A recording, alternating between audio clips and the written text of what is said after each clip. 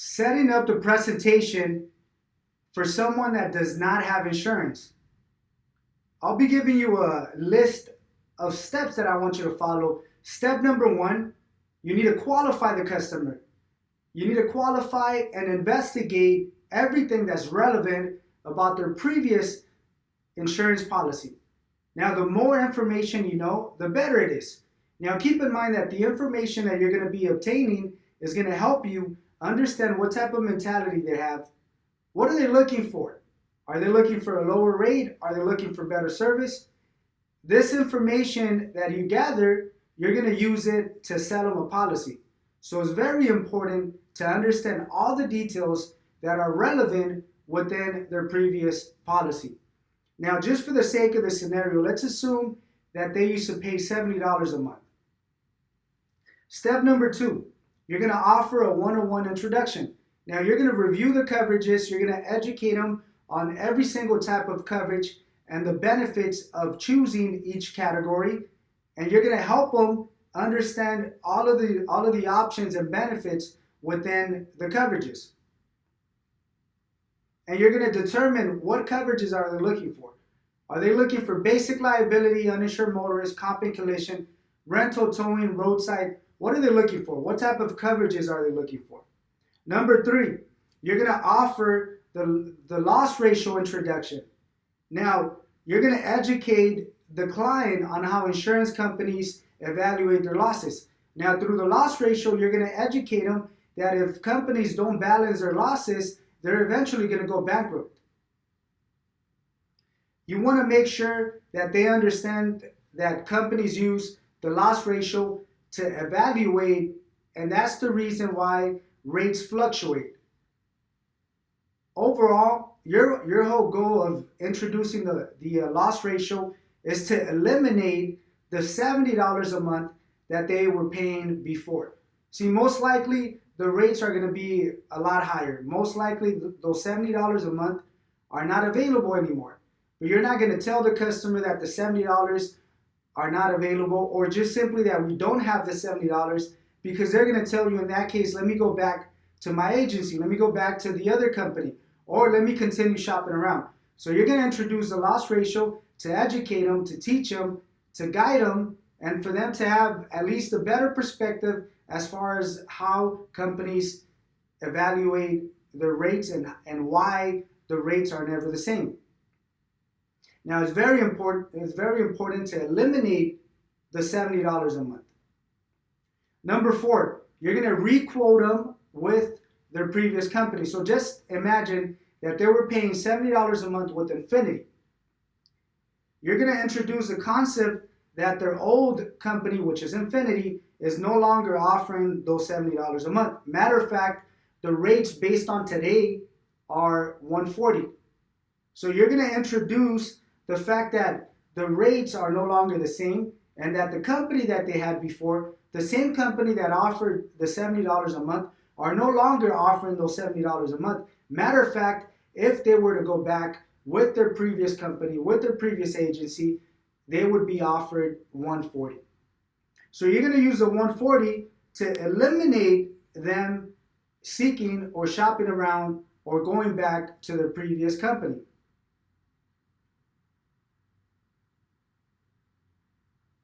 Now, also, the purpose of introducing the new rate with their previous company is simply because the option that we're going to offer is going to be a lot less than the 140, but it's going to be most likely higher than the 70.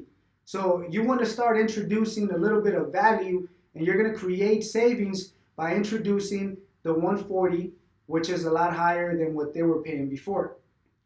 Number five, introduce the approximate. Let's assume that the rates that we have are 90 to 100. So you're going to introduce the approximate of 90 to 100. Number 6, you're going to calculate the difference between the option that Infinity is offering, which is 140, and you're going to do the math, and you're going to introduce savings with the 90 to 100. So technically, you're going to tell your customer, if you were to go back with your previous company, they're going to offer 140. Technically, as of today, we have a different option that's offering you $90 to $100. So if we do the math, 140 minus 90, that's a total of $50 of savings. Now keep in mind, we're using the re-quoted option of 140 to introduce the concept of savings. Because if you introduce 90 to 100 when they were paying $70 a month, they're going to tell you, look, you're not saving me anything. Matter of fact, your option is a lot higher. So you have to create value by re-quoting them with their previous company and introducing the 140. Now the 140 is a lot higher than the 90 to 100. So now we can emphasize on the fact that the rate, the options that we have are lower, are cheaper than the company which is now offering 140. Now you're going to do the math of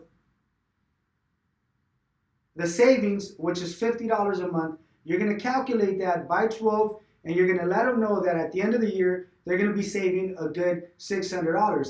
You're going to sell the idea that the reason why we offer lower rates is simply because we work with 70 different companies. We have the most economical options in the state of California. Matter of fact, there's a loyalty discount that's being applied, and therefore that's given us an opportunity to find something lower than the 140.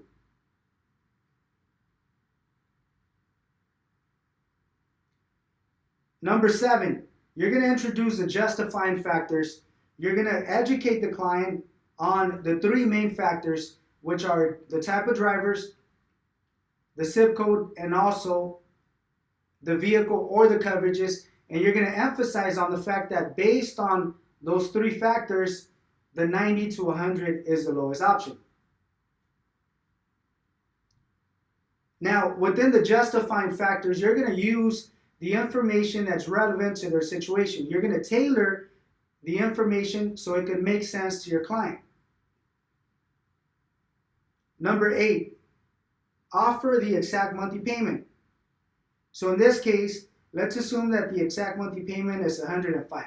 So we're going to introduce the $105, and we're going to confirm to make sure that the client is satisfied with the $105, and also that they're capable, able, and willing to use $105 to leave with insurance. Number 9, introduce the approximate of the initial payment. Confirm that the approximate of the initial payment is something that they're satisfied, that they're willing to use, and that they have it available. Number 10, introduce a 30-day exposure. Within the 30-day exposure, your goal is to emphasize that insurance companies are going to require a little bit more than the monthly payment to offer and honor and guarantee coverages as soon as they leave the office. Number 11, you're going to justify the down payment. You're going to use all the tools that are relevant to justifying the down payment, such as a one-time payment. There's no initial payment the following year. The fact that investing on a one-time payment will allow them to keep the lowest monthly payment. And number 12, you're going to introduce the exact initial payment. Number 13, you're going to introduce option 1 and option 2. You're going to calculate the difference between the investment on the initial payment and how much money they're saving by choosing option 1, because option 1 is going to offer the lowest monthly payment. Number 14, use every single tool that's within your knowledge, every single tool that's within the grasp of your palm to close a deal. Now, the steps that I gave you are the steps that you would follow when you're setting up a presentation. For almost every single customer, the steps are going to be the same thing. The only thing that's going to change is just the information, because you're going to tailor the information to fit the customer situation.